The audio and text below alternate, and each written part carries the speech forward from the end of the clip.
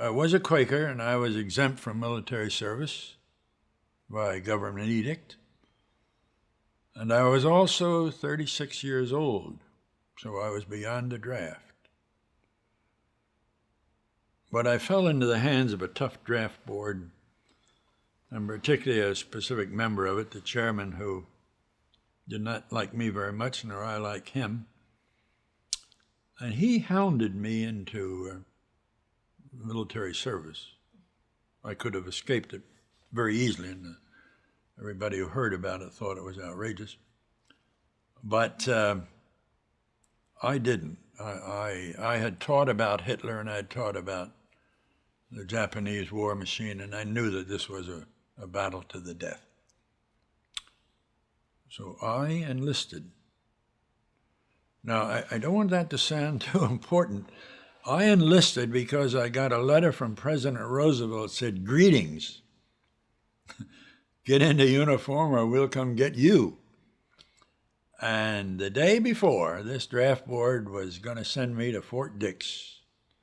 I went down and cut a deal with the Navy. I said, "Look, I've been in the Mediterranean. I know ships. I have my papers in the British fleet. You need me." And they said, "Yes, we do need you." And I was a naval enlisted man that night, and never regretted it. It was a vivid experience, a tremendous one. I think I saw the devastation of war. I saw the loneliness of that terrible Pacific duty. I had 2 complete tours out there. I saw a lot of the war and a lot of the aftermath of it.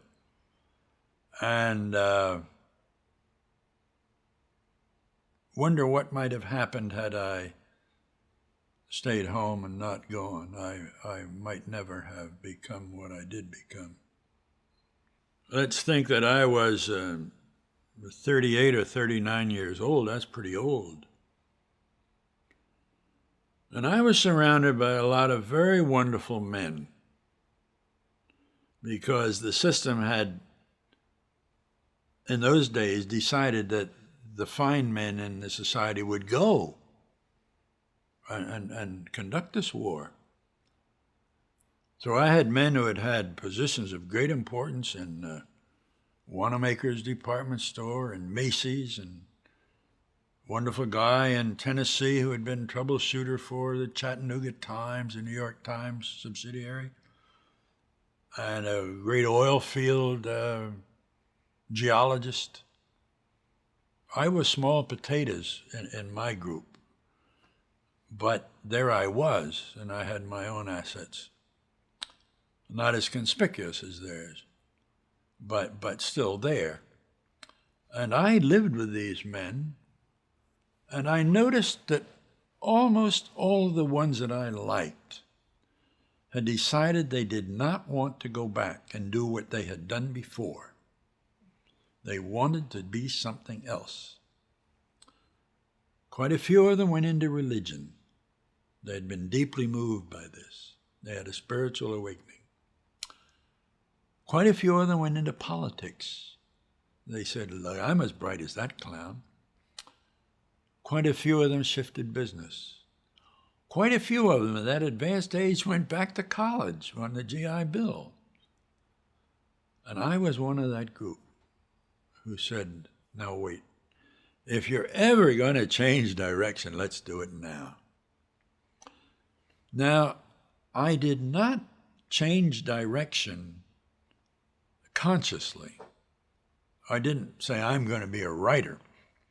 All I knew was that I was able to write better than a lot of stuff I was reading, and I was going to take a shot at it. That it turned out the way it did was accidental, purely accidental. Not a matter of design at all. I had a great start. Everything hit me favorably at the beginning.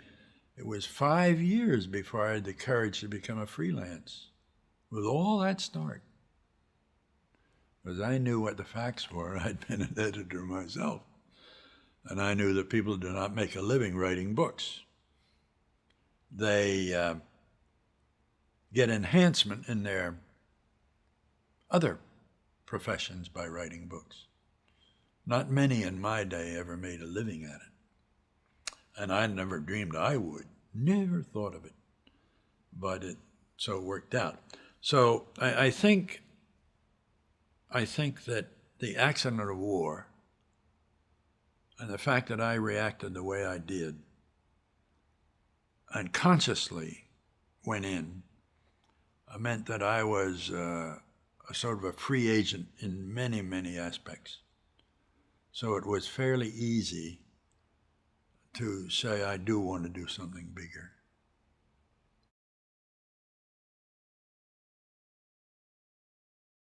I was flying into Caledonia one night. That was our headquarters. Admiral Halsey had his fleet headquarters there, and I was working there.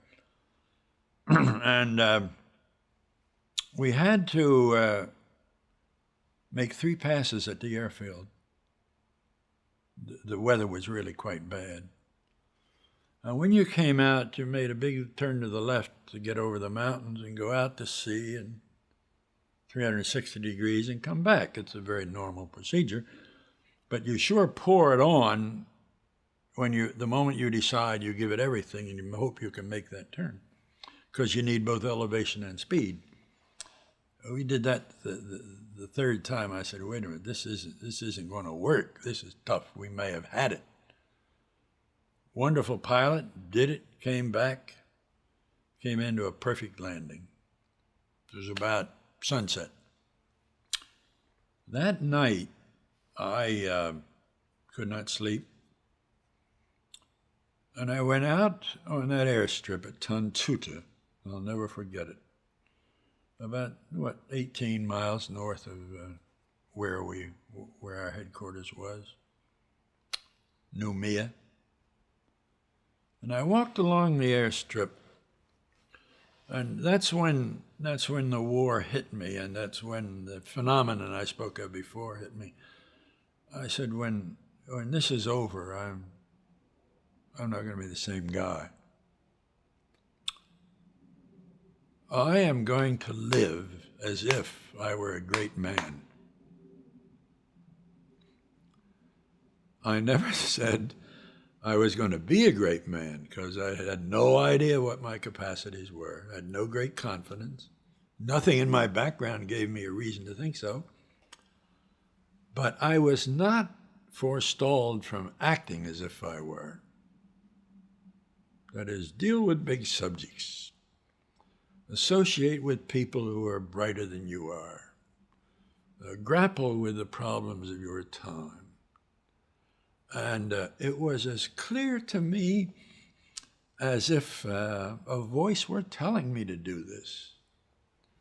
That this is the choosing up point, kiddo. From here on, I had no idea then that life was as short as it is.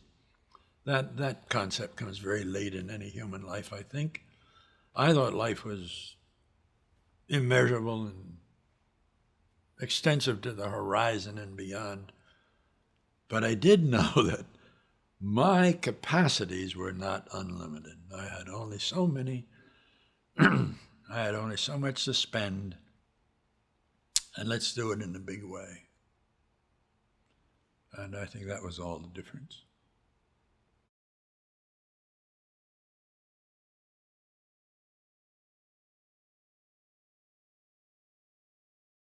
It came along when it was needed. People were thinking about these things. It was very daring for its day. We were advised to drop all the racial comments, that they would never be acceptable on Broadway and it would destroy the play. But it also dealt with some very lovely human beings. This older man in love with a young nurse, the nurse trying to broaden her horizons to be able to include Polynesian children, and in the musical it had some great tunes. I really believe in all of my books. I've testified to the fact that people of different climates and nationalities and religions and skin color can be delightful people, just like your next door neighbors. And I've never deviated from that. I believe it thoroughly. I think that is a particularly American problem. I was not smart enough to perceive that it was an American problem until much later, when race problems became dominant in this country. But I had certainly staked out my position on it when I was a very young man, and I've never wavered from that. I think the most moving moment in the South Pacific is when Bloody Mary, the Tonkinese indentured servant, has brought her daughter to the attention of Lieutenant Cable, and she thinks it's all going in one way. They've fallen in love. They're two wonderful young people. They're handsome and beautiful and desirable. And as she comes down following them when he's going to the boat, leaving the island for the time when he will go to his death, she tells the natives around, "Look at that wonderful guy. He's going to be my son-in-law." Now, you know he's not going to be. And you know that it might work out better if he were. And that is what drama can do. Because then, when the planter and Mary Martin, Ezio Pinza and Mary Martin do get together, you feel it is the right thing. And then it's a kind of fulfillment of the one that went wrong. Things are going to go wrong, and I think we're false to life if we don't portray it. But there's also the hope that some lucky clown is going to come along and stumble into the gold mine. And I think you're also entitled to hold out that hope.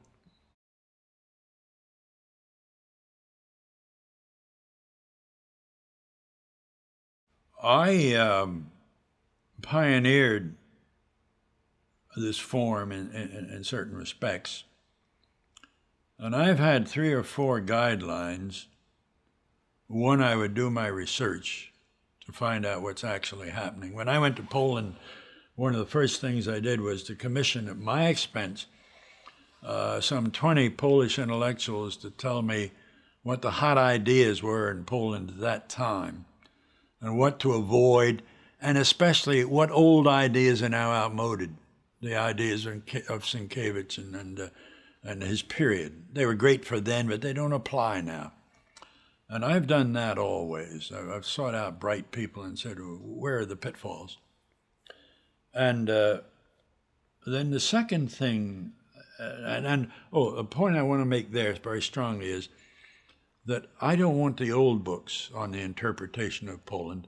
I want the 5 best books of the last 10 years. I want to know where we've more or less expanded our knowledge.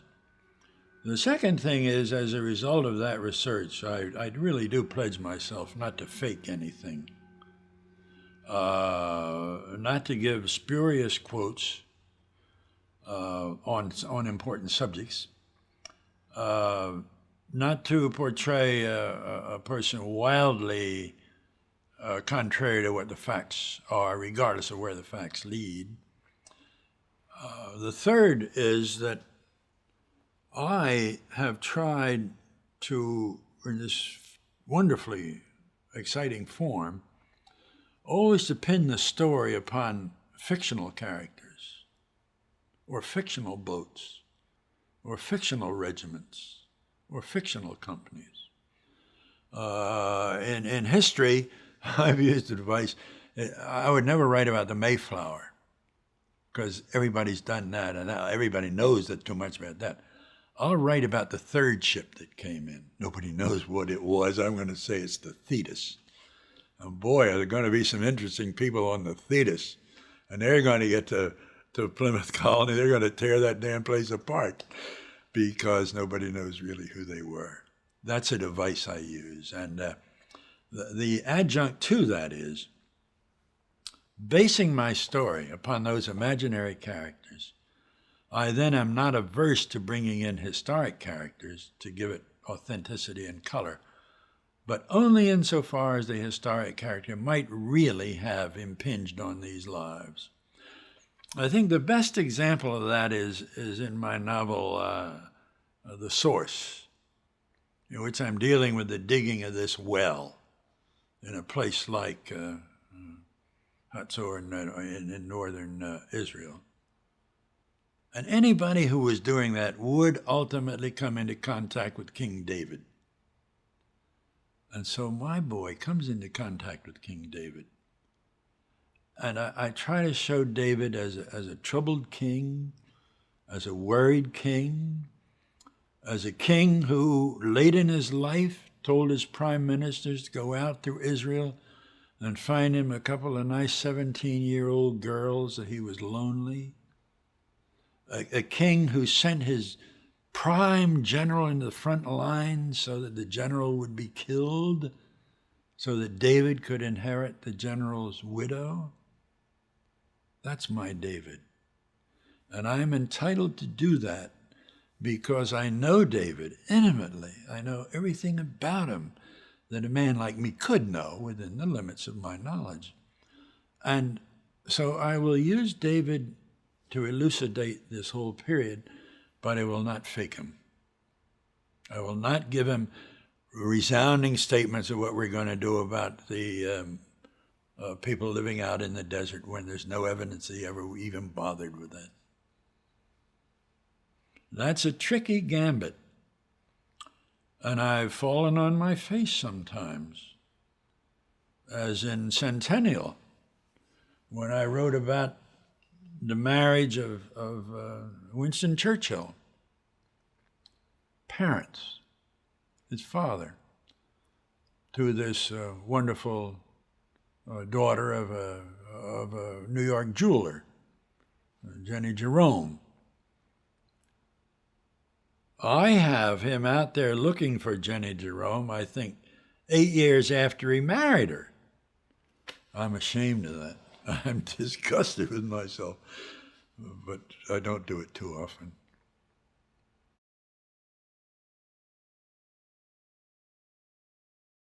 I decided early on, very early on, that pornography was not for me, that I was able to write books, I hoped, that would be read by enormous numbers of people without my having to engage in sadism, kinky sex, ultra-violent crime, anything like that. And I've adhered to that, and I succeeded in that ball game. Now, of course, wait a minute, I have to apologize here. What crime is more violent than King David's? Sending his chief general out to be assassinated. Well, I think that some of the things my characters have done have in their own way been comparable to that. But I don't belabor it, and I don't seek it out, and I've never cheapened myself in that respect, would refuse to do so.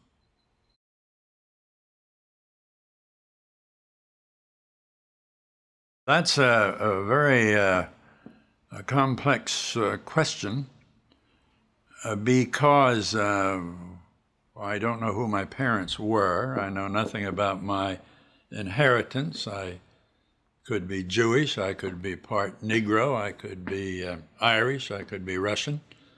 I am spiritually a mix anyway. But I did have a solid childhood, fortunately, because of some wonderful women who brought me up. Never had a father or a man in the house. That was a loss, but you live with that loss. And so you don't have to go back very far. You picked me up around 1912, when I was 5 years old. I lived in extreme poverty. We moved often in the dead of night and on a few minutes' notice. Some people recently have told me something I never realized or didn't deduce, that my mother, who took in stray children and had 8 or 9 of them around sometimes, was in the kind of employ of a real estate man who would move her into a house to sort of clean it up and renovate it and make it saleable, and then we would move on. That might be true because that's the way it worked, at any rate. So I grew up in a small town. I think we lived in 9 different houses all over the town. And I remember each one most vividly, and I rather liked each one of them, except the one we moved into was infested with a terrible attack of bed bugs and other vermin. We stayed there only one night. That wasn't good enough. But that was one of the 8 or 9. It seems to me that I was affected specifically by deciding very early on that I was never going to allow money to be a very big thing in my life. Now, how did that come about? I think through Christmas. At Christmas, we rarely had anything. As a boy, I never had a pair of skates, never had a pair of roller skates, never had a bicycle, never had a little wagon, never had a baseball glove, never had a pair of sneakers. I didn't have anything. And you know, at about 7 or 8, I really think 7 or 8, I just decided, well, that's the way it is. And I'm not going to beat my brains out about it. I never had an automobile till I was, I think, 45, because they didn't exist. I just said, that's not part of my life. I'm not going to worry about it, and I never have. So the first influence was an entirely different view toward economics. Economics, for me, was a way of survival. I never saved much money. I think when I married, I had maybe $60 in the bank. When I left for the Navy, I didn't have anything in the bank. When I got out of the Navy, I had a little pay in the last pay envelope, as they had. That was it. So for me later to have stumbled upon a profession which in my case paid very well was a radical shift. And I was governed by the principles I'd picked up as a kid. Money is not that important to me. I was a difficult child in that I had my own agenda, and it was different from the other kids. That I was always aware of. It was different. I didn't have these things. I didn't ever go away to vacation. I never went away to a Boy Scout camp or anything like that. So I was different to begin with, and that made me very tough. And I was suspended from every school I was ever in, and twice from college. I wasn't easily disciplined. Now, if you look at my nose carefully, it goes around a corner.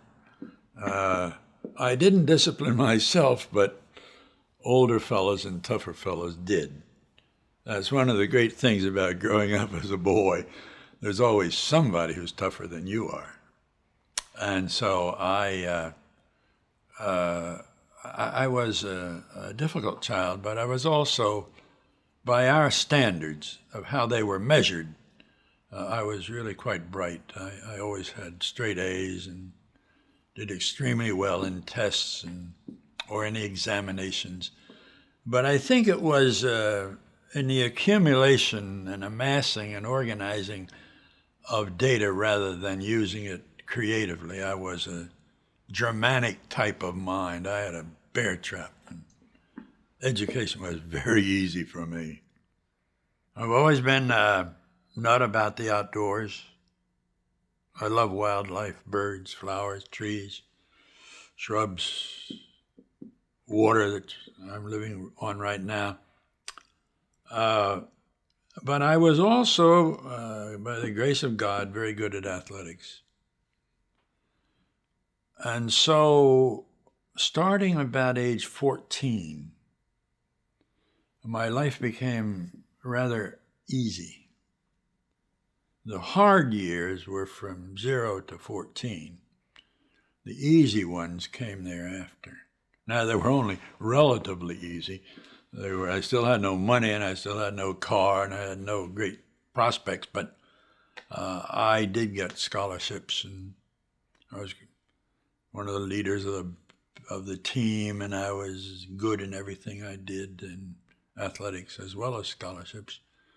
And so, starting about age 14 and continuing unbroken to today, I had a clear field. I never in my life applied for a job or asked for a raise or asked for a promotion or sought any kind of reward whatever. I just have never done it.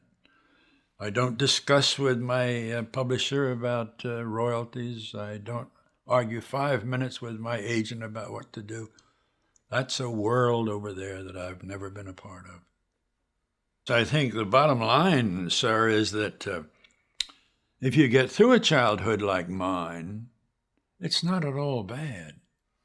Obviously, you come out a pretty tough turkey, and you have had all the inoculations you need to keep you on a level keel for the rest of your life. The sad part is most of us don't come out. And most of the boys and girls like me that I knew never had a life like mine. They had tough life all the way down. My mother read to me when I was a boy. I had all of Dickens and Thackeray and Charles Reade and Sienkiewicz and Reed and the rest before I was the age of 7 or 8. And so that they knew about books. Then there was a good library in our town, and I read almost everything in there. But primarily, I had very good teachers, you know. I really had good teachers who wanted to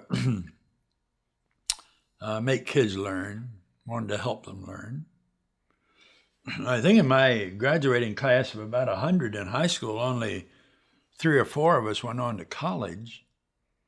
So they certainly weren't teaching us for college. They were teaching us for something more solid. And had I never gone to college, I think I would have still had a very strong start. I might have been able to do something quite substantial. Because a lot of my classmates did, and they didn't go to college. They've had very good lives. My advanced education was quite exceptional, quite remarkable. Hitchhiked out to Detroit, I remember, to visit an aunt, and from there went out to Iowa, and then I fanned out again and again when I was 14 and 15. I would leave home with 25 or 35 sticks in my mind. I think I had a quarter and a dime on 2 of my trips. Never fazed me a bit. Go right straight across the continent. In those days, it was easy to do. Everybody had a new car. They wanted to show it off. They liked you. They would pick you up, oftentimes feed you, oftentimes take you to their home. And there were no weirdos on the road then. There were, but we never saw them. They were sub rosa. I had a vivid experience in those years. I went everywhere and I did it on nothing. The hometown was not too inviting at that time. It wasn't repugnant at all. I have great love for Doylestown, Pennsylvania. It gave me my education and my start, but there really wasn't a lot to hold me there.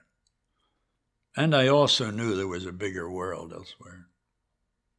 One look at New York when I was 14 or 15 satisfied me that that's where I ought to be one of these days.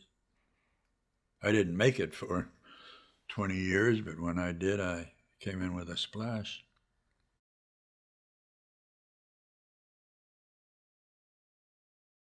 A resolution, courage, not to be worried about minor things. It gave me great strength of character. And it gave me a love of travel and seeing strange things. And although I didn't appreciate it at the time, I must say I did not. I did not appreciate the great variety. That time, first time into Iowa, it was just like Pennsylvania to me. I didn't know it was so different. I didn't know it had a whole different system of education, a whole new system of values. When I got out into the drylands, it never occurred to me that they were entirely different. That they might have looked like home, but they certainly were not home. No, I must say I was not exceptionally bright on that. And I didn't realize Canada was really a different country, or that the French were different from the people I'd met in Spain. Georgia did make a powerful influence on me. It was different. They had the cotton shacks and the blacks, and the police were always tough in Georgia, they still are. I realized that was not rural Bucks County. That's about the only thing I did learn.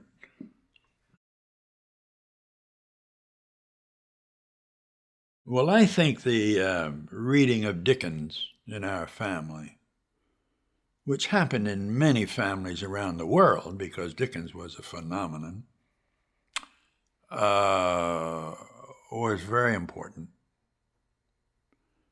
Later, one of my aunts was conned by a traveling salesman into buying the complete works of Balzac in English. He told her it would make her an educated lady and she would ultimately become principal of the high school. Well, maybe he was right, because she did become educated and she did become principal of the high school. But at any rate, she passed the books on to me, all 51 of them or something like that. Fantastic gift. And I read most of them, and that, of course, was a major, major difference. That was at age 14 or 15. Read them all, these great books, by the time I was pretty young. I do believe that everyone growing up faces differential opportunities. With me, it was books and travel and some good teachers. With somebody else, it might be a Boy Scout master. Somebody else, it would be a clergyman. Somebody else, an uncle who was wiser than the father. But I think young people ought to seek that differential experience that is going to knock them off dead center. I was a typical American schoolboy. I happened to get straight A's and be pretty good in sports, but I had no great vision of what I could be. And I never had any yearning. My job was to live through Friday afternoon, get through the week and eat something. And then along come these differential experiences that you don't look for, you don't plan for, but boy, you better not miss them. The things that make you bigger than you are, the things that give you a vision, the things that give you a challenge. I remember at one point in my life, I was the child solely of an English-type education in the narrow eastern seaboard of the United States. And I was pretty old, but that's all I had. Never had any American history or Canadian, anything like that. It was always English. That's what counted in those days. And I went out to Colorado, and I suddenly saw there was an Hispanic component, a French component in the old days, and above all, a liberal free swinging component. Colorado was amazing in that its three top jobs, governor and the two state senators, were never always of the same party. In Pennsylvania, if you were not a Republican, I'm not sure it was safe to go out during hunting season. But in Colorado, you could be anything you wanted to be. And one senator would be a red-hot Democrat, the other would be a very conservative Republican. And the governor might be a maverick completely, neither one. That was a revelation to me, and a very useful one. Well, that's the kind of differential experience we really need. And a young person, a young woman or a young boy, a young man, is very lucky if he has them and if he's able to absorb them when they do come along. I was perfectly satisfied to be something of a hotshot in British history, British ways of life, British literature, British values, and then suddenly to find that there were, some 36 states west of where I was, with their own qualities and their own values, was a revelation. And it came not 1 minute too soon. If I'd stayed 4 more years in my Eastern environment, I would have been doomed. I would have been doomed to those values and have never worked out of it. I remember when I was a professor at Harvard in charge of a degree, and we had lined up a wonderful teaching job out in Wyoming, at the University of Wyoming. A good salary, a position, would lead to tenure, life tenure if you were good. And I called this young man in, our brightest student, and I said, Paul, this is a chance comes once in a lifetime. He said, where is it? I said, Wyoming. He wasn't sure where Wyoming was. And he, honest to goodness, as I sit in this chair, said, oh, I would never want to go west of the Hudson. Now, I pointed out to him that the last 8 assignments of full professorships at Harvard had not come from anybody who had gone to Harvard. They didn't want that nepotism stain. There was one from Oregon. The great Professor Schlesinger, I think, was from Indiana. The great professor with whom I worked was from Georgia. The other one was from California. I said, if you really want to do what you want to do, go out to Wyoming, grab this opportunity. Then maybe someday Harvard will want to bring you back. They ain't going to take you if you sit here in this chair. He sat there, and that's the last we ever heard of him.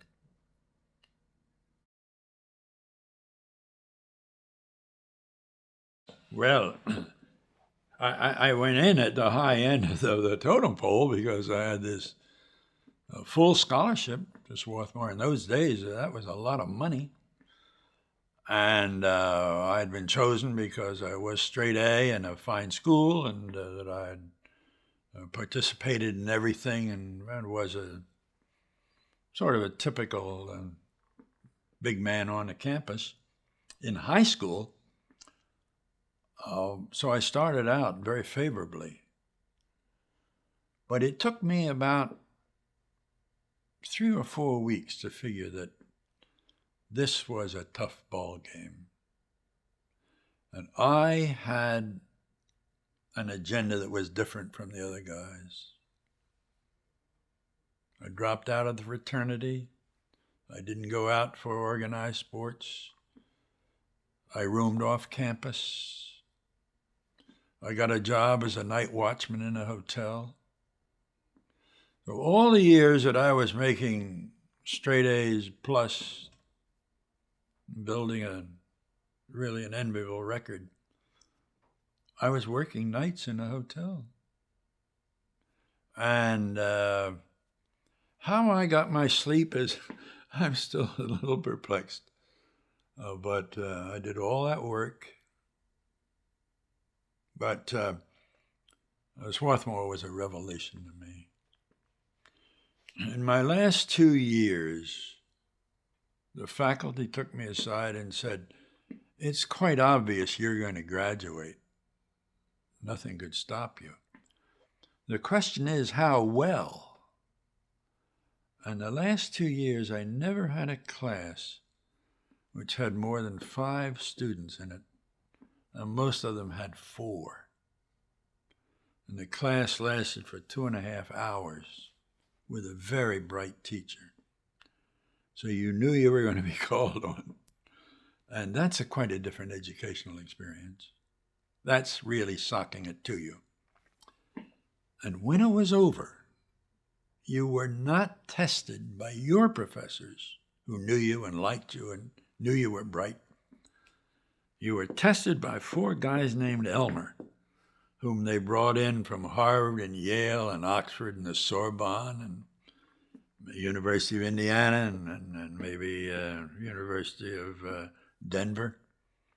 And they looked you over and they said, "Okay, kid, how bright are you? What do you really know?" And we had exams morning and afternoon for a week, set by men and women who had never seen us. And you can't fake it out on that. And then at the end, you had an oral exam with them sitting there and pointing out that you were completely screwed up on this. What was that, by accident, or do you really think that nonsense? And then you try to explain your position, and maybe you could say, "Well, I misunderstood that completely," and okay. But that's the kind of education I've always had. The affiliation with very bright people. And bright equals, bright peers. The students I've worked with have been just as bright as I've been. And were harsher maybe on one than one's professors were. You know, in all the years of my education, I went to a great high school, I went to a great college, I went to 7 other universities, some of the best in the world. Nobody ever sat down with me and talked about what I should do. Nobody ever. To this day, I was really left alone. We didn't have guidance counselors then. Now, so for that reason, I was allowed to go through high school without either French or German, when it must have been perfectly obvious that I was going to be a reasonably intelligent guy and might one day want an advanced degree. I left totally unprepared. And it's been a terrible deficiency in my life that I don't have those 2 wonderful languages. Well, I got Spanish because they had to put somebody in the class, and had a wonderful teacher there, and I have written about Spain and things Spanish all my life, so maybe it wasn't too bad a deal. But in those days, students were allowed to slip through without ever facing what they really wanted to do. I took the first 2 years, the normal required curriculum, and I must say that no one course touched me very deeply. It gave me nothing I didn't already have in essence. It intensified some of it. And if I had gone on that way, I might have been a very drab, ordinary person. But in the last 2 years, when I had that special education, I learned to write term papers. I learned to do research. I learned to use a library. I learned to do comparative studies. I learned to read more advanced books than I'd ever read before and read them in a different way. And I learned a lot about the language per se through the heavy writing that I had to do. To this day, I find it difficult to believe that a young woman or man can get an education in the arts unless he or she writes term papers. And I suppose that's equally true in the sciences, although the term paper there takes a different form. But to think of going through a university education with those true-false tests is, to me, just repugnant. And it would have destroyed me. I was a wizard at true-false tests. I could figure them out the first 3 minutes as to how to avoid the middle statement and all of that. But boy, when it came to original thought, I was heavily pushed because there were always young men and women in my class who were better at original thought than I was. When the idea was established, then I could tear them apart with data and for instances and so on. But in original thought, I was a very ordinary person, and might have stayed that way had I not had some very heavy training. I would suppose I learned how to write when I was very young indeed, when I read a child's book about the Trojan War and decided that the Greeks were really a bunch of frauds with their tricky horses and the terrible things they did and stealing one another's wives and so on. So at that very early age, I rewrote the ending of the Iliad so that the Trojans won. And boy, Achilles and Ajax got what they want to believe me. And thereafter, at frequent intervals, I would write something that was really quite extraordinary. Never of very high merit, but the daringness of it was. And then I worked on the school paper, and I wrote a lot in college. And when I was in advanced education, I wrote very advanced term papers, and many of them were published. And I was in the PMLA, the Publication of the Modern Language Association, when I was 20, I guess, and so on. I was learning what the language was, let us say, so that by the time I did start to write, I had done my basic homework. Never with the idea that I would one day be a writer. That came very late in my life. I lucked into everything I did. My senior year in college, when I did not have a clue in the world as what I would do the next year, a very wonderful private school in Pennsylvania, teaching children of very wealthy parents, came to me and said, "How would you like to work for us?" I would like it very much, sir.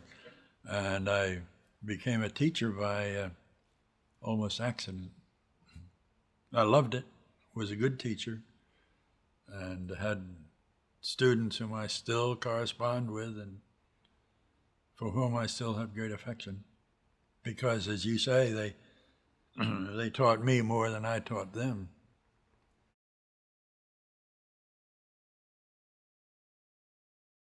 In those days, the dreadful disease had not hit the chestnut trees.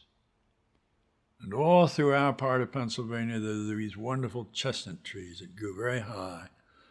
And on their lower branches, they produced chestnuts and a very heavy burr, as you know, and inside the most delicious meat there ever was. And we kids could go out with clubs and knock down those chestnuts after the first frost, and we could sell them anywhere.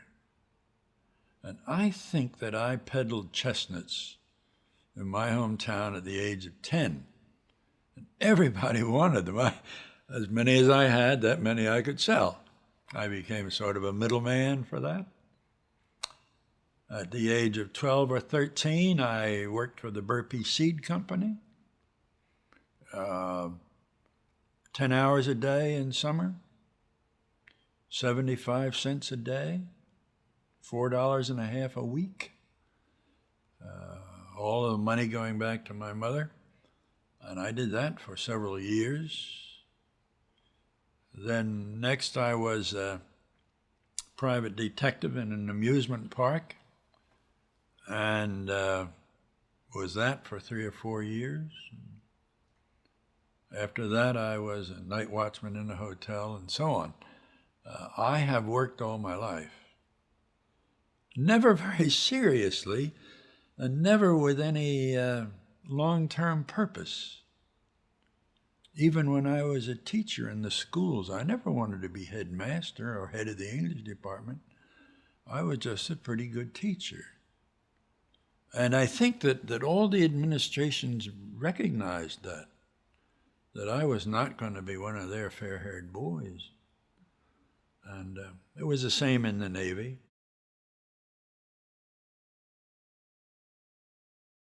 I was in naval aviation. I was a paper pusher, not a pilot, but in the course of my work, I flew in almost everything that has wings and have continued to do so through my life. I love aviation. And I walked away from 3 complete crashes.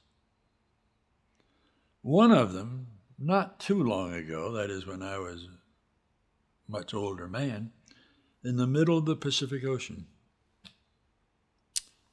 And when you go down in a DC-3, which is a small airplane, in the middle of the Pacific Ocean, and have no idea what's going to happen, it focuses your mind, believe me. You get scared. The plane crash landed. It was a furious landing, ripped out the bottom of the plane. It sank within 3 minutes. 3 minutes is an eternity. There are several of us in this room. In 3 minutes, if we were well organized and nobody panicked, we could get all this furniture out of this here room in there in 3 minutes. Well, we got everything out of that airplane. We got a yacht. We got a raft. We got the life belts. We got the important papers.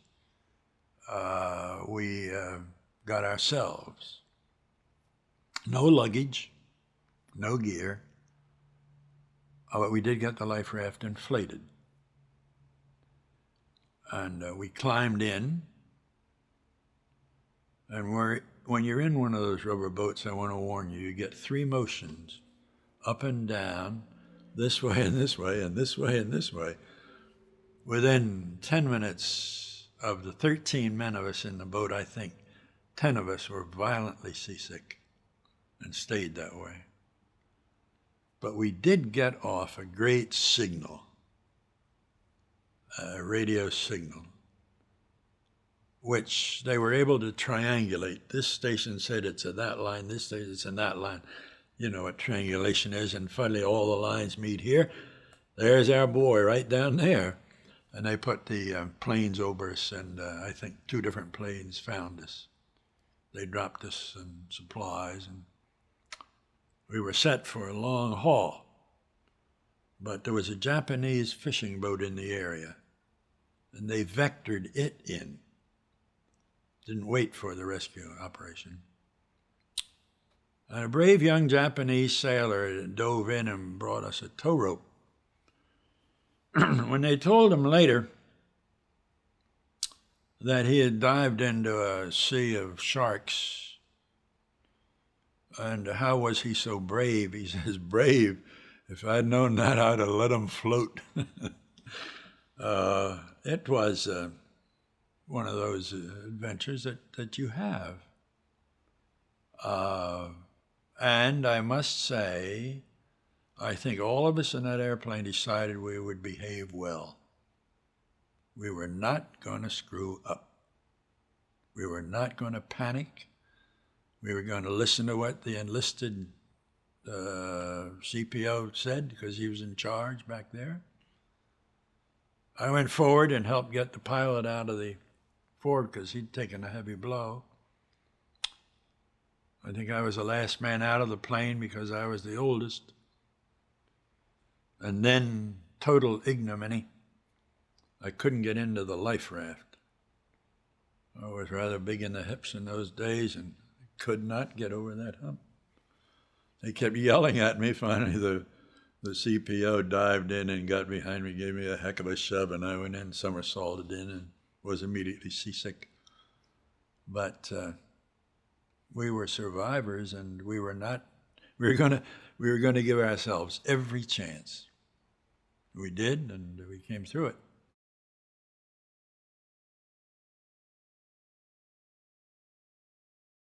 I don't know about the other professions, but I do know about the arts. I know about all of them pretty well.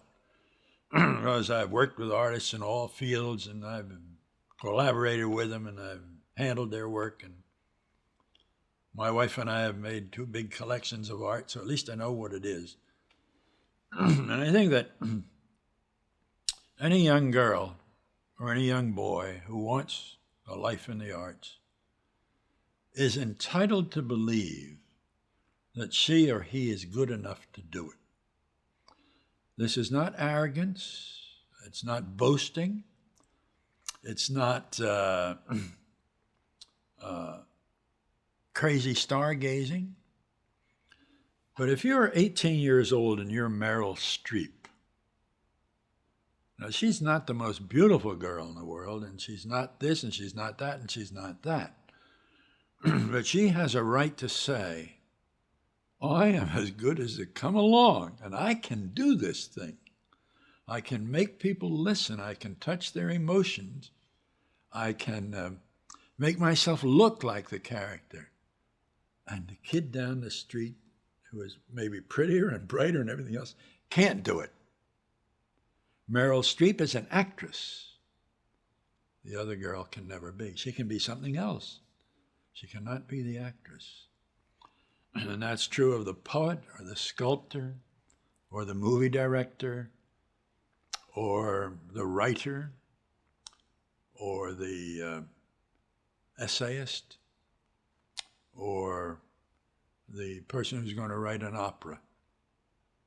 I know a lot about music, but I cannot write an opera. And there's some clown out there without half my talent who has that curious vision and can put it all together. He can write the opera. Well, he is entitled to think that he is the person around here who can do it. And I believe that self-confidence is merited in the part of the young person who wants to have a life in the arts. Because I also believe that without it, you won't succeed.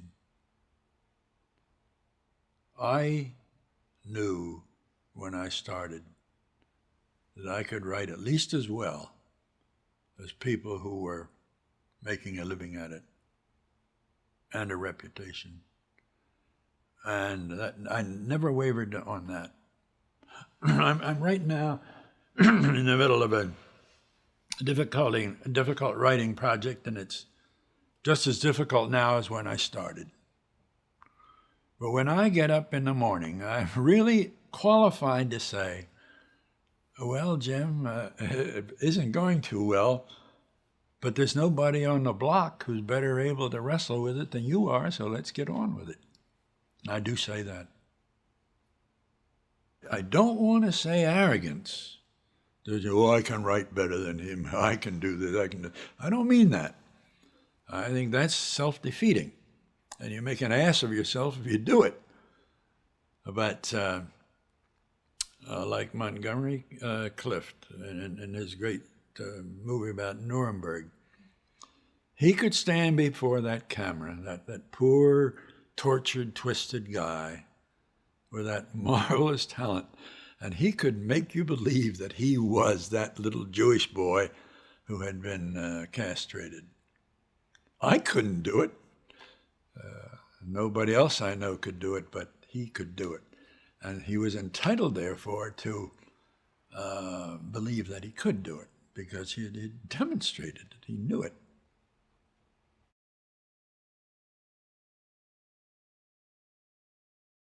I think if you look at that line of books and the magnitude of some of them and the complexity of some of them, you have to say that they did not happen by accident.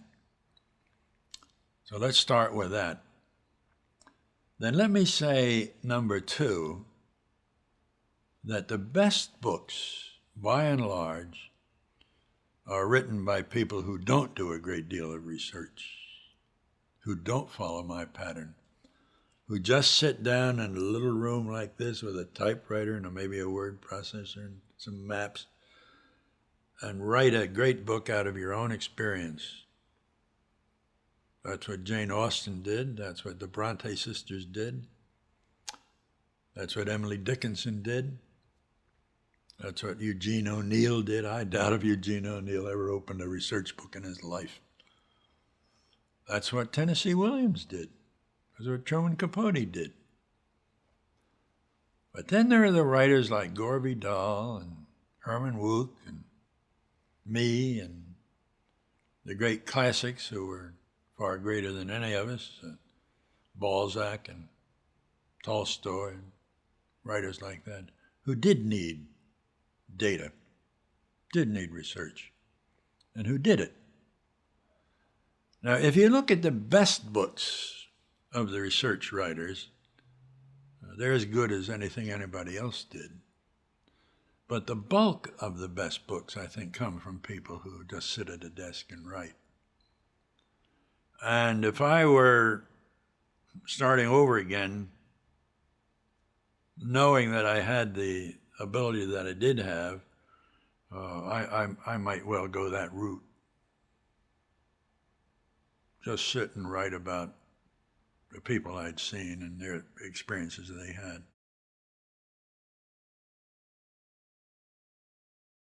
The organization of experience, which I've had in a very broad scatter, the organization of knowledge, and the sharing of this with other people, in the hopes that they will get out of it what I got out of it.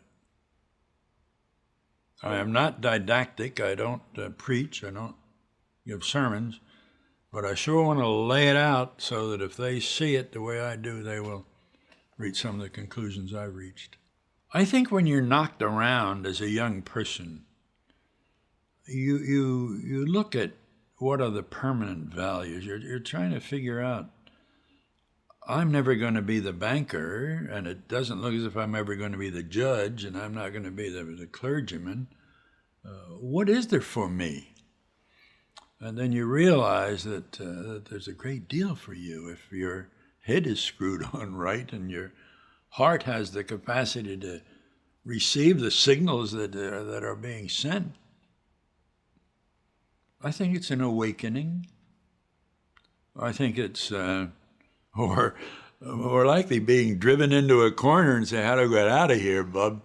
And you do what you have to do. But with it also does come awakening. I would hate for any young person to think that she or he was the center of the universe.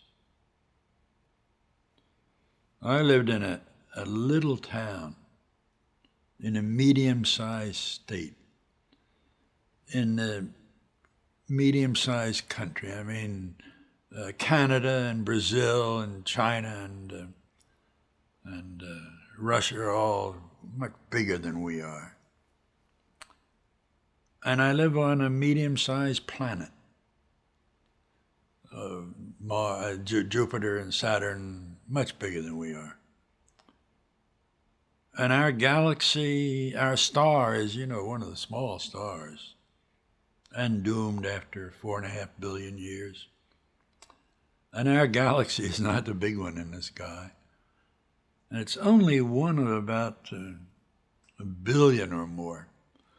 So I cannot believe that I am the hottest thing in the universe. And I think that sobers you up. I particularly feel that because a Pennsylvanian living in Texas, as I have been doing, is at a tremendous disadvantage. Because who gives a hang about Pennsylvania? And everybody loves Texas. And I think maybe some Texans ought to have some of the experiences I've had living in bigger areas. But the fact is that I think one ought to see oneself in perspective. And part of that perspective with me is that we are on this planet for a very short time, and that we had better understand that the life system that produced us goes on and did go on long before we got here, and that the animals and the birds have their place, and the dogs and the cats and the lions and the tigers, and that man is the apex of that pyramid, but he ain't the whole pyramid. No way. He's the apex, but not the pyramid itself. And I think that those things make someone like me have a rather stable point of view about books and about art and about politics and about what the good life is.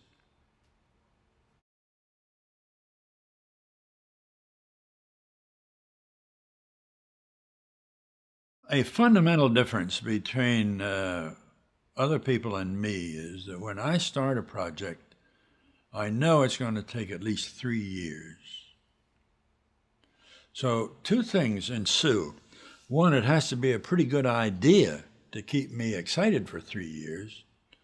And two, I have to have a pretty good head of steam just to keep going physically and mentally for 3 years. I work every day of the week. I work, get up early and go right to the typewriter. And I have to take time out for research or a trip or here or there or that, and my professional obligations. But I work every day. And if any one of us listening to this program were to work 10 hours a day, 7 days a week for 3 years, I would expect something to come out of it, you know, especially if you had a pretty good education to begin with and you had some help from your friends and review on the point of view of your editors and your colleagues or the company you're working for. So I don't think that what I do is at all remarkable. It's a result of 3, 4, 5 years of intelligent application. And fortunately, I've been able to do that and recommend it to everybody else.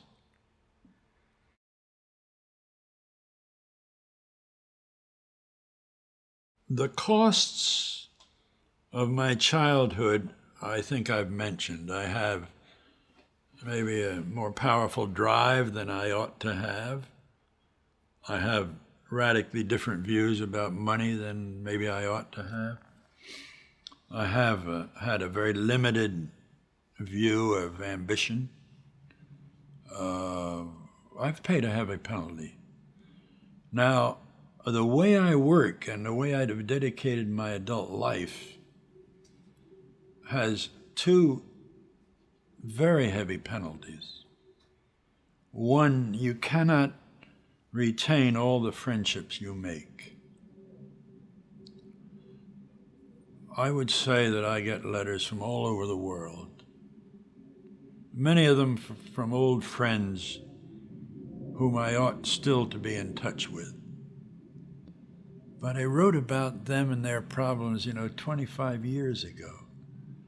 I don't even remember them. The other thing hits me every day these days when I get either New York Times or Los Angeles Times and New York Post, Washington Post. Look at all the stories. There is a story on almost every page that I ought to stop and read.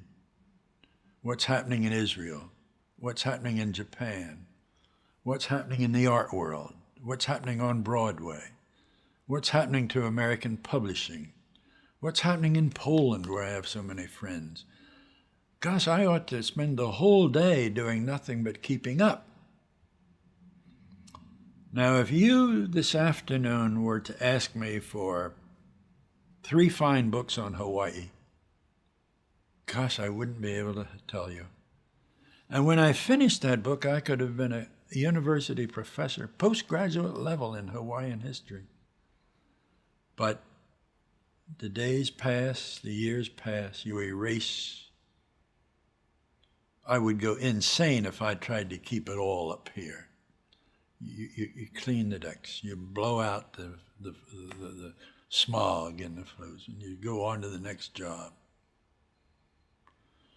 I am right at this instant tremendously interested in the system in the city of Minneapolis, where they have these horrible winters, and where some bright men got together and said, okay, we're going to move the city up to the 2nd floor.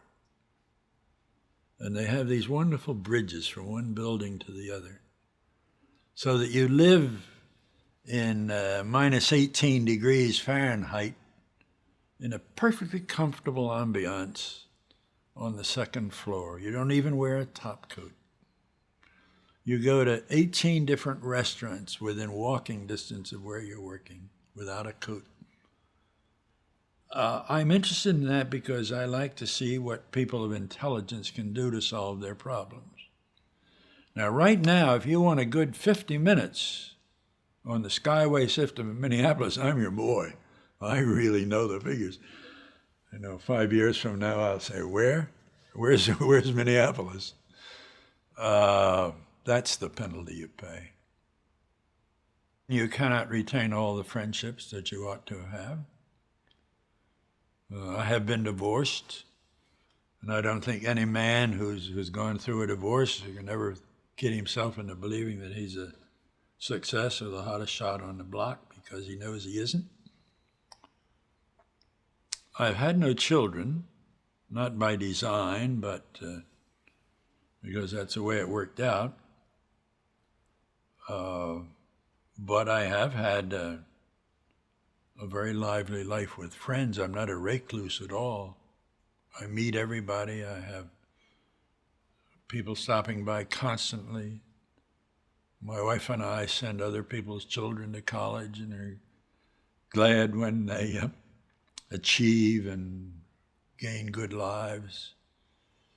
And I have always tried to be around young people so that I could participate in the ball game. And that's why I'm here in Florida, in the particular place I am, because it's an adjunct to a college where there are some very bright people and fine young professors and good library and so on. No, the penalties you pay are inescapable. Just numerically, they engulf you. I would say I get a flood of mail that not too many people get from all over the world, and invitations to plead for good causes or do this or do that, and they can't do it. You pick and choose. It looks at the end of the year as if I'd done a great deal, but what I know is what I didn't do, and that is also a great deal.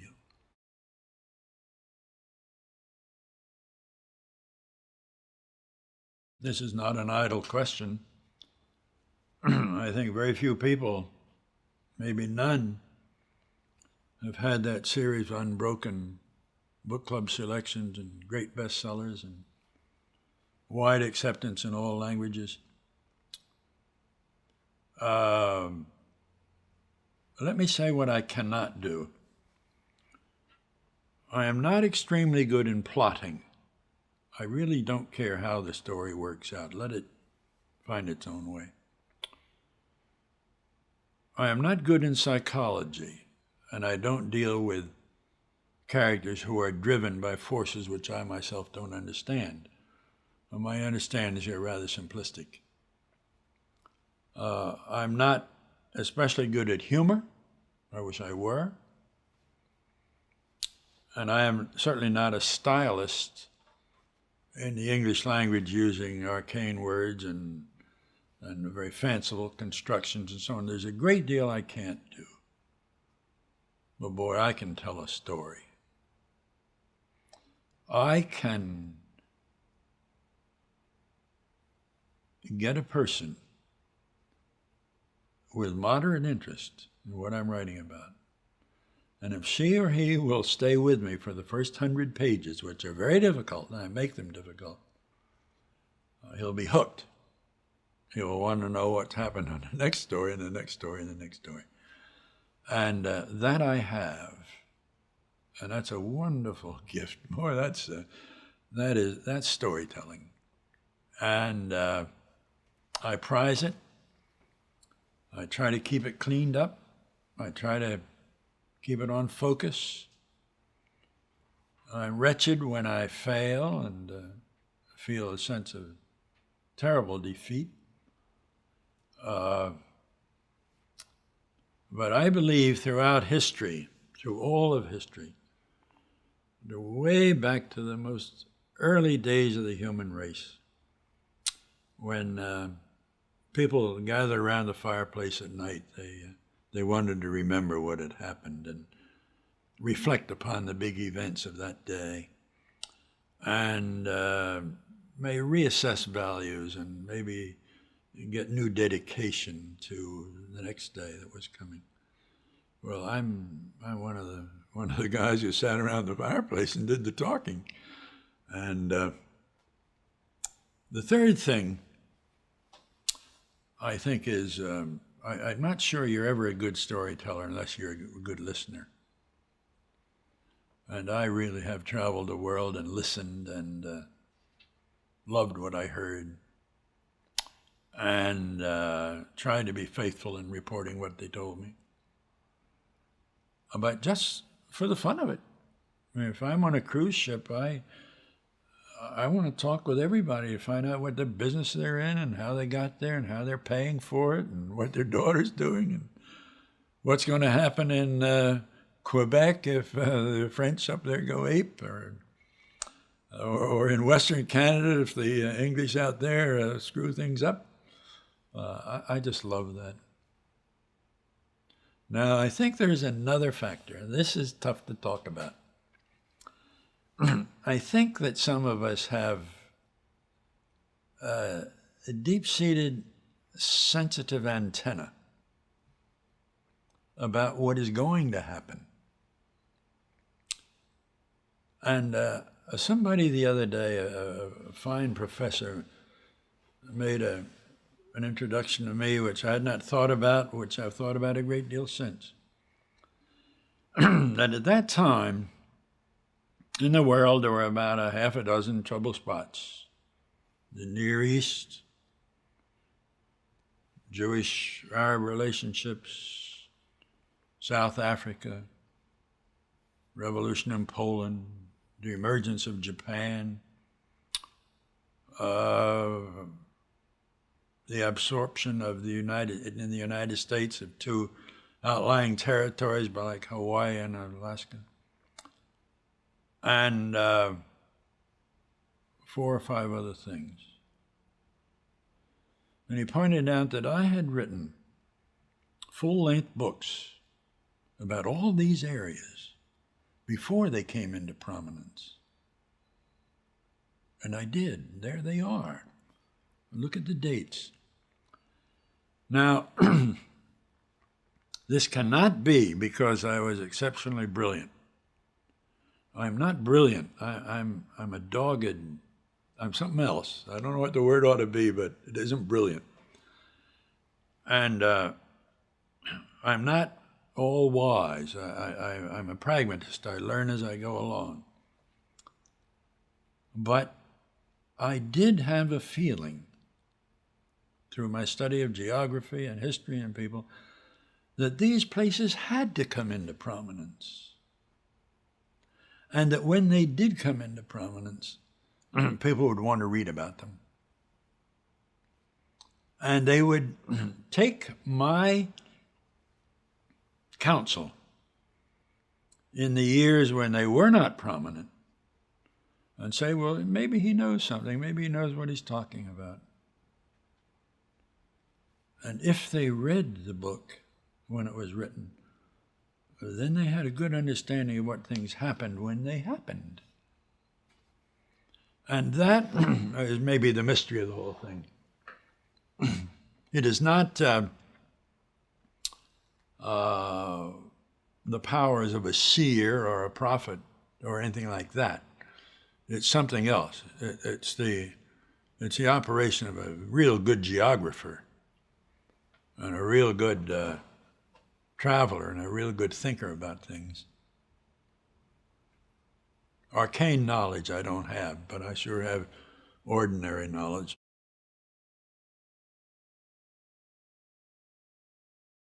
I have lived abroad a good deal of my life, and I have been invited to live abroad totally. But I never would do that because I have consciously wanted to live within the United States under the protection of the United States flag, pay my taxes here, and participate fully in the American experience. Now, it would have been immensely profitable to me in the old days to live abroad, because if you did, you were exempt from income taxes, you probably know. That's no longer the case, but it was for a long time. Almost every young man, I don't know too many young women in this, almost every young man who took that option did so at great peril to himself. He somehow or other dropped out of the major race. He got a few fast bucks, but he didn't get the good jobs. If he was an actor and he went to Europe, they would say, well, they wouldn't call him back to the big show that Marlon Brando was going to do. They'd say, look, Paul's over here, we can get him for peanuts because he's got to work. And so Paul takes this half-baked job. First thing you know, Paul has suffered. And it's true with writers, it's true with dancers.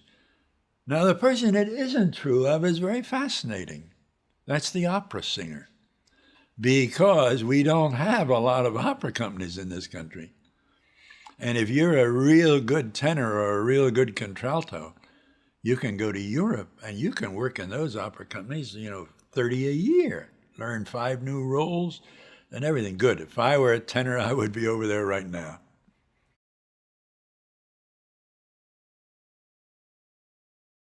Well, I have 3 or 4 times given evidence that I really mean what I say.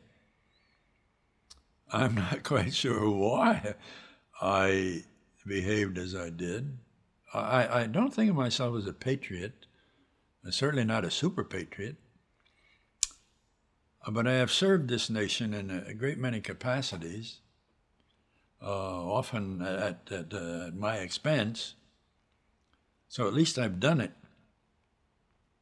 I would think that it goes way back to the very earliest cave days, and I think about that a great deal, that you were part of the particular body of land on which you were born and to which you were hooked and to which you responded and which defended you and which gave you sustenance. So let's go way back there. It wasn't our cave against their cave. I have no feeling of that at all. When I was a boy, I lived on the border between Pennsylvania and New Jersey, and everything in Pennsylvania was good and everything in New Jersey was bad. And later I found I liked New Jersey better than I did Pennsylvania. I was in a heck of a stew. None of that. I don't have that at all. But I do have a primordial feeling about my land and the mountains that I grew up with and the waterways that I have lived with. One of the most memorable experiences of my life is talking with a great geographer who had the map of Australia and a map of the United States here and here. He said, Jim, remember always that these two are exactly the same size, bar that little bite down there, which gives us a few more miles. Distances from here to here, same. From coast to north to south, the same. What is the difference? I thought, well, we're good people and they're not, or we're educated and they're not, or we had the early pilgrims and they didn't. No, he said, it's the Mississippi River. If you rip out of the United States the Mississippi River and all of its tributaries, you have Australia. Beautiful coast, some rivers here, beautiful coast over here, and not a thing in the middle. And the reason it makes the difference is this, that when you have that river system, now we're talking about the Ohio, the Tennessee, the Missouri, the Nebraska, 50 rivers, when you pull that out, you have left the desert. And you don't have enough people to support the industries on the two coasts. You can't grow, you can't have a great airline, you can't have this, you can't have that. And the difference is in the land. And I believe that without any question. I think the difference between the United States and Australia is we have that fantastic river system and they don't. And if they had it, they would be better than we are, maybe because they're a tough bunch of cookies down there. No, I think the land is a fundamental with me.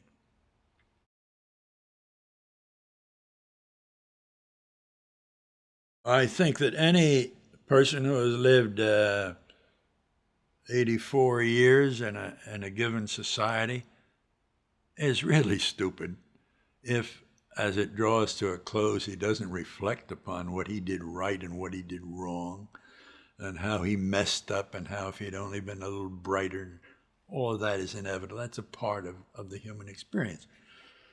Well, when you live not only in your own skin, but in your society and your nation, you also cast up. And when I was young, I went out on the streets, and I was on the streets more than almost anybody you know, kind of country roads. I had hardly a negative experience. Nobody wanted to give me drugs. Nobody wanted to con me. Nobody assaulted me sexually. Nobody wanted me to become an alcoholic. Nobody wanted me a gambler. I was supported by my entire society. Not well, I never had any money, but I had moral support. And I knew it, and I felt it. And the young person today doesn't have that. There are a lot of pitfalls out there today for the young kid that I never faced. So I am not going to moralize and say, why don't you behave the way I did, because he has no option of doing that. The schools aren't as good, for one thing. And maybe the colleges aren't teaching as rigorously as mine were. But I do think one thinks back. And the great problems that I see are the fact that we're becoming a consumer nation rather than a producing nation. That we think we can run this great country on hot dog stands and electronics from Japan and shoes from Italy. And what are we making ourselves? What are we producing within our own society that keeps us strong? Second thing is the weakness in education. That terrifies me because my life was saved by education, and I want that same thing to be available for the kid that comes along. And I think that it's in greater peril than it was in my day. The third is that we haven't solved our racial problems too well yet. The reports of the last few days are heartbreaking. That black youths die earlier, often at their own hands, that they don't have a sense of self-respect that whites are allowed to have, that their family pattern is under terrible stress. When we know that they're just as able as we are, and they're just as wonderful. The great black athletes that I have known are some of the best men I've known in this country. Now, if they can handle themselves as well as Wilt Chamberlain has relatively, and especially Russell and Magic and Jordan, they're doing better in their fields than I'm doing in mine. And I should construct a view of values which says I'm superior to Jordan or Magic when they're such magical people. I'm good at what I do, but I'm not that good. And that worries me greatly. It really does. And I've lived in areas where this fight is underway right now in Texas and Arizona and Miami. And we ought to knock it off. The other is that I do think that we have paid less attention to values of our society than we should have. Through the church, through great education, through our newspapers, through the agencies that we have. And I think that a nation that loses touch with its essential values, the values which characterize it and determine it, is really playing a very dangerous game. Because a time comes when you forget them, and when you forget them, you lose them. And when you lose them, you may lose your forward impetus. Let me be very frank about that. From what I know, and the wonderful fact that we're a continental country, from ocean to ocean with all that implies, all the great resources, I am quite confident that we are good until about the year 2050. I think we can absorb errors, and we can absorb civil disturbance, and we can absorb defeats as we did in Vietnam. We can absorb a lot of knocks. I think we're safe. But I'm not so sure after that. If there were to be a continued provision of generations that did not know what America was all about, or did not have tough, rigorous inner discipline, or did not produce goods that will keep the country rich and prosperous, we might be in very serious trouble. And that looms very hard in my life right now. That anticipation, that expectation, that supposition. I could visualize a period, 100 years from now would be, 50 years from now would be 2040, in which Japan was still a well-codified, well-organized state with a central drive and a central intelligence, when Germany could be the same. And when the United States, because of our peculiar structure, might be fragmented, might be a northeast, might be a west coast, might be a southern tier, might be a Mississippi Valley. That's a possibility if we make a lot of hideous mistakes. And so I am very strongly imbued toward a sense of a central tendency. I love that in human life. I love it in family life. I love it in community, and I love it in a nation.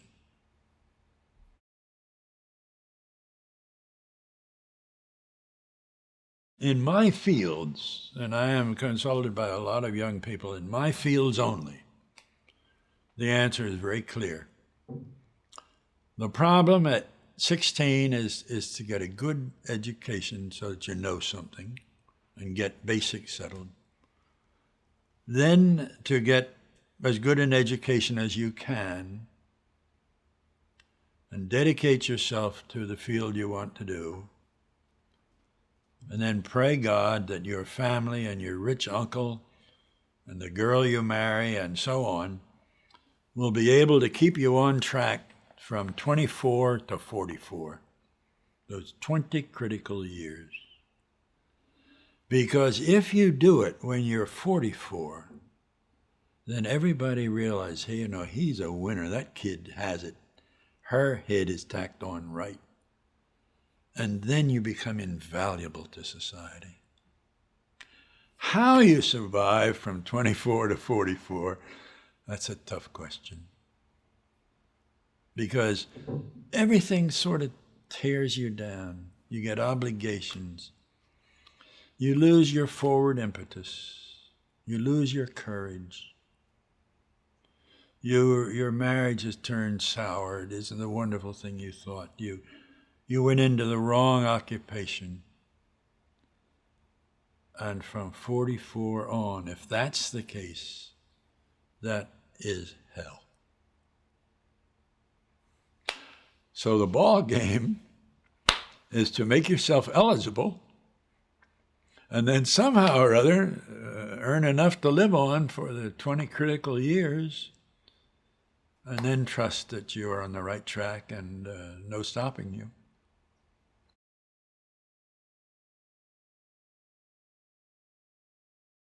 Balzac, a son of a gun, could write, and he kept writing. He wrote those 30 or 40 great books, and he did it his way. He didn't try to be Flaubert. He didn't try to be Dostoevsky or anybody else. I take great solace from that. It's curious, I'm educated in the British tradition, but the French have had a very powerful impact on me.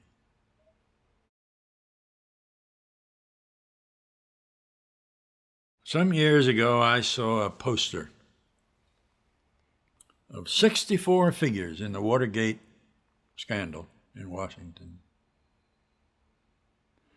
And of those 64, only one had ever run for public office. All the rest had been appointed, bright young guys who were going to change the world, smarter than anybody else, doing it our way, new ways, everything is different. Congress is a bunch of dopes. And I think one of the best things I ever did was run for Congress. One of the very best things. Because it taught you how limited you were. And it also taught you that out there were a group of people who had their own agendas, their own desires, their own concerns, and that you were just a public servant trying to keep them in balance. I remember the Sunday before Election Day, I was running against a powerful guy who had never lost an election in his life, and he certainly didn't intend to lose this one to me. We were campaigning in Allentown, Pennsylvania, and we were campaigning in the ethnic clubs, the Scandinavians and the Italians and the Irish and the Slavs and this and that and the Poles and the Slovaks. They had these clubs so they could have free beer on Sunday. But we campaigned there Sunday before a violent election when he and I had really fought. We had campaigned and everybody, everywhere. And when we went through that club, the bulk of the people didn't even know there was an election on Tuesday. And those who did had never heard of their congressman, had been their congressman for 12 years. And they certainly had never heard of me. It was a very sobering experience. Well, the people who had heard of us voted, and they elected him to Congress, and he served there very well. I went on to do other things. Did I ever sour grape it and say, I was just as glad I lost? Don't you believe it? I was very angry about it. It still burns in me. I should have won that election. I would hope I would be a good congressman, would have been a good congressman. I didn't make it. Later, as a result of the hard campaign I won, I was appointed to numerous government offices, State Department and Voice of America and the Postal Department, all the rest. And I served in Washington a long time and very, very diligently. It's one of the best parts of my life.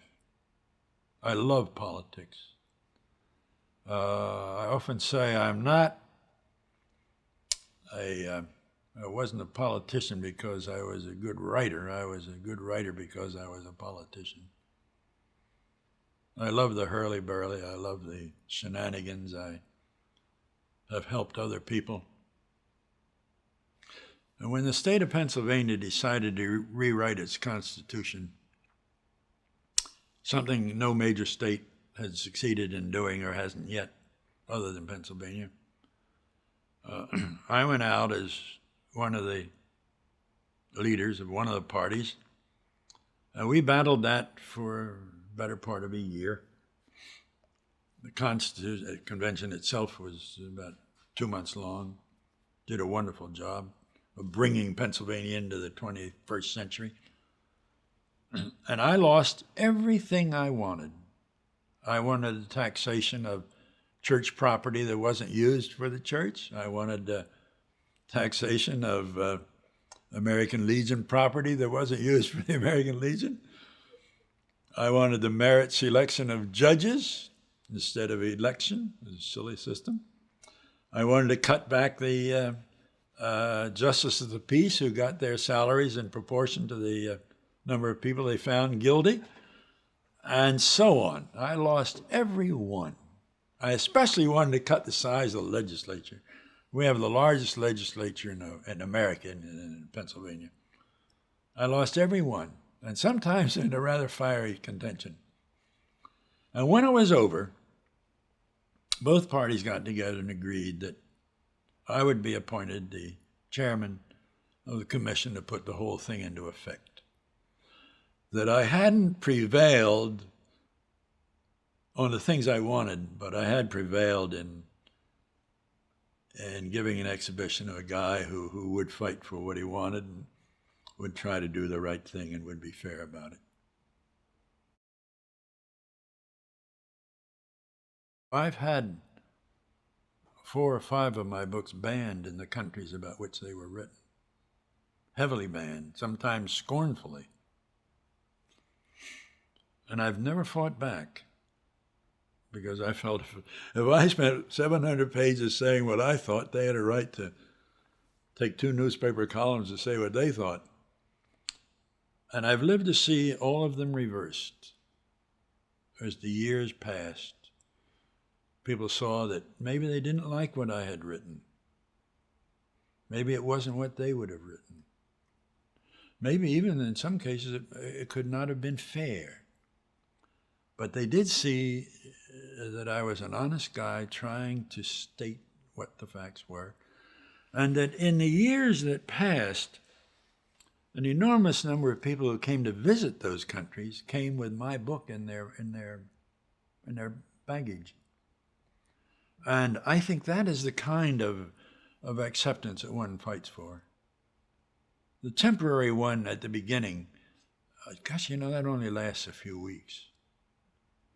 The other one is the long haul. And you hope that you will be judged in the long haul, that I may not have liked the book, but I can't scorn it because of what it really did.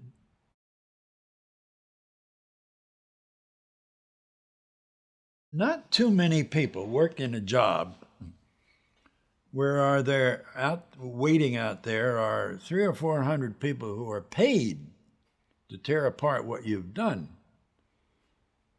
And often they're brighter than you are, or they know more about the subject than you do, or they wish they had written a book themselves or done a lot better, or they just don't like it.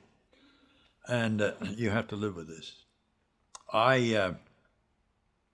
have been very well treated by the critics. In the long haul, I have most of the honors to which I would have been entitled, great honors left and right in different countries, and a lot of knocks.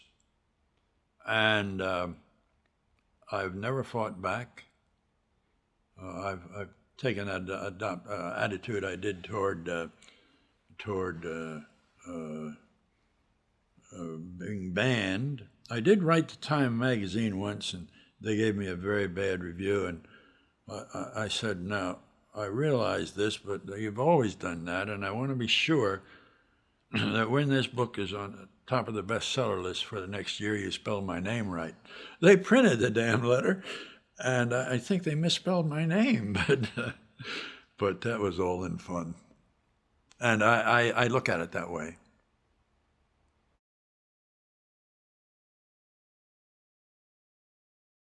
If Hobart Lewis were here today, the former editor, publisher of Reader's Digest, he could verify the fact that about 20 years ago, I wanted to stop everything I was doing and write a great book about the Muslim world.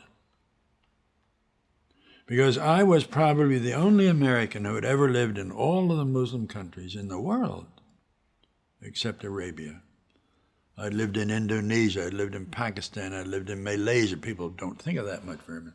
Lived all across North Africa, lived in Spain.